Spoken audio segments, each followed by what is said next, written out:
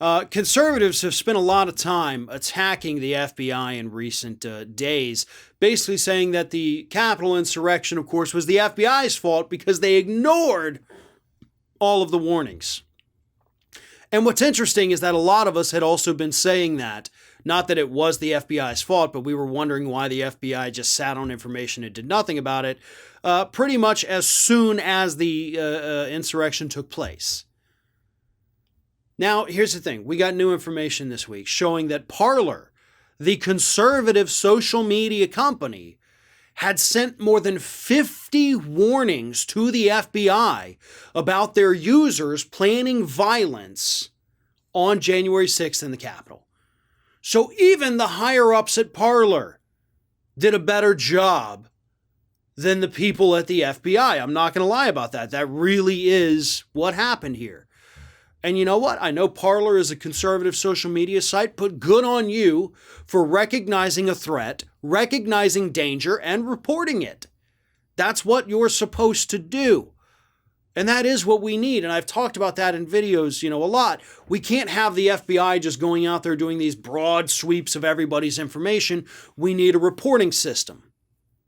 And unfortunately, that's where the FBI falls short, because if you did, in fact, have Parler sending at least 50 warnings, if you had other people reporting what they were seeing on 4chan and Reddit and Facebook and all these other sites, and the FBI did virtually nothing about it, then that is the failure of the FBI. Now, that doesn't change the fact that Donald Trump is still the one who got these people riled up, who did essentially instigate this entire thing, with his rhetoric to these very gullible and manipulable people. But the FBI did certainly have plenty of failures there. Failures that need to be investigated, failures that need to be corrected, and we need a heck of a lot of answers for them.